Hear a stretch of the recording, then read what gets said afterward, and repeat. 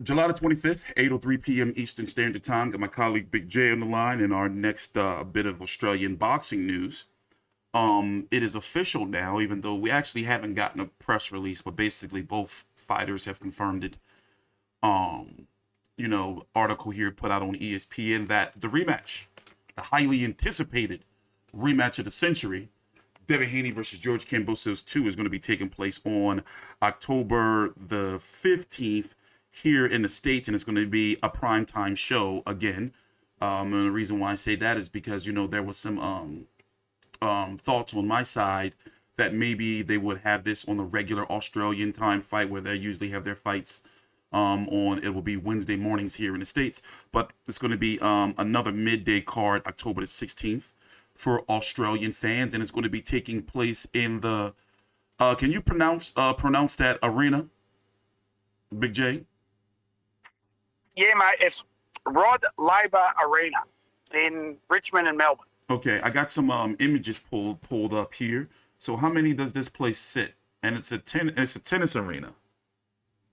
Yeah, basically it's where they hold the Australian Open. Okay. So, yeah, and it'll be centre court, and it seats about 14,800 people. So you'll probably get about 15,000 there. Okay.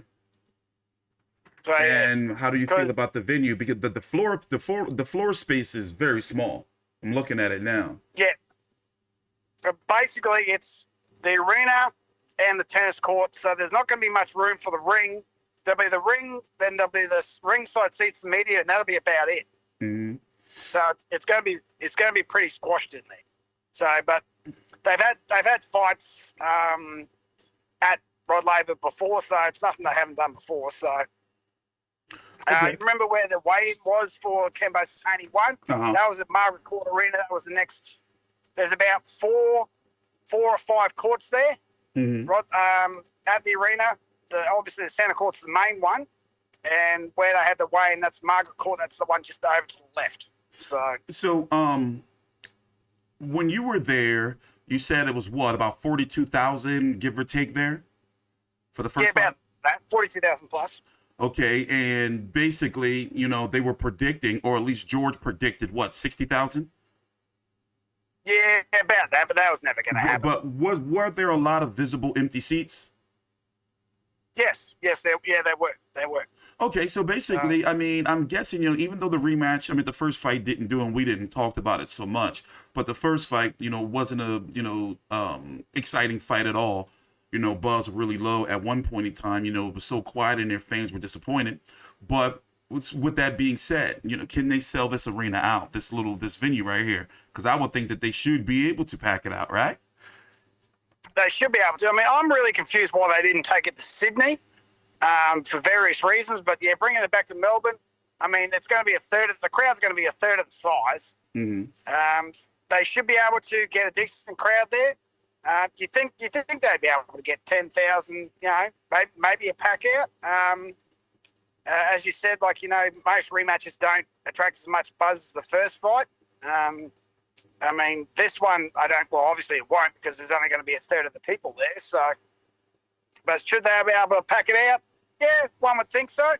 People that didn't see the first fight will go and see the second. So, and plus it's in the biggest advantage of this is that it's in mid-October and there's no football to compete with. So, when the first fight happened, there was Richmond versus Collingwood that had 60,000 fans. Mm-hmm. And that's a small crowd, so they don't have to compete with the football. So that frees people up. So they should be able to get a decent crowd to this, yes.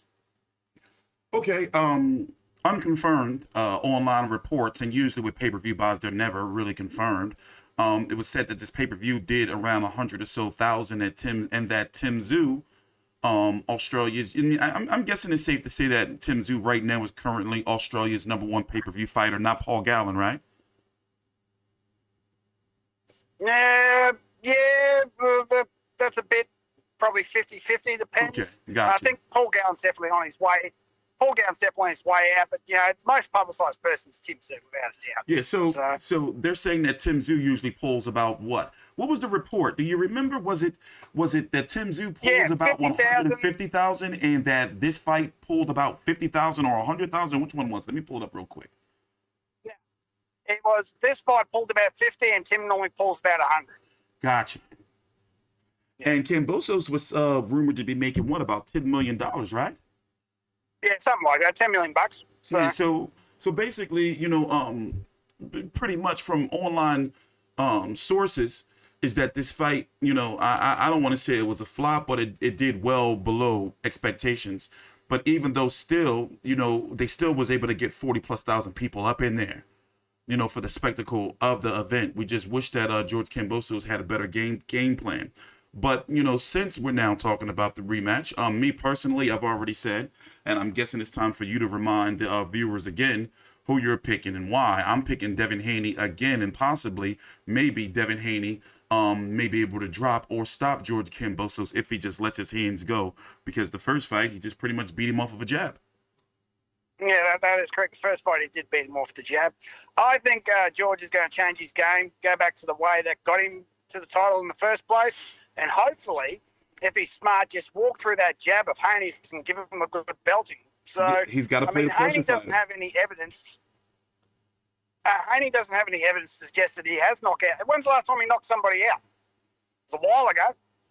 Yeah, that's a good question. Who was that? That was the year Abdulayev. That was he knocked out Abdulayev. That was in 2019, nearly 3 years ago. Well, that's 3 years ago.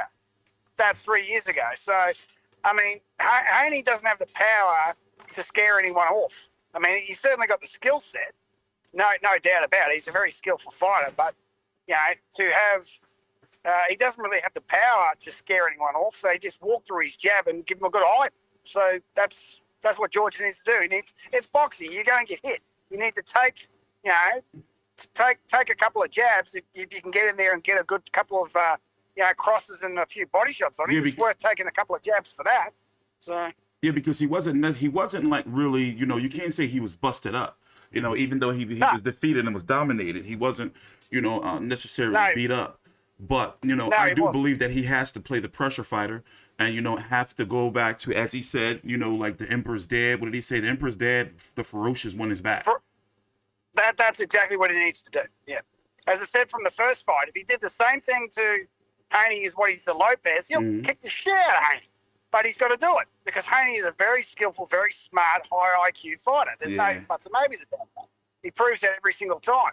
Okay, he might be as boring as batshit to watch, but he gets the job done, and he does it very, very well. So, he doesn't need to be a crowd favourite to win fights. So, at the end of the day, he's undisputed. He did what he needed to win. But you've got to walk through that, walk through his jab, and crack the crap out of him. So we did. That's why I think if George can do that, he'll win. If not, Haney will just beat him around the park with a jab again all night. So, okay. So this is going to be on, to wrap things up, this is going to be on pay-per-view over there. That's no doubt. It's going to be for $60 likely for you guys in Australia. Here it's going to be on primetime ESPN again. And now the question is, here's my theory for the undercard. You're going to have, hopefully, Zerafa versus Esquiva Falco. That's going to be probably for the vacant IBF title, possibly for the vacant IBF title. That would be after Canelo and Golovkin hit the ring September the 17th. And Golovkin, once he takes that fight, from my understanding, and especially if he loses or wins, I believe either way, he has to vacate that 160-pound title. And which Moloney will end up on the card? It's gonna be one of them.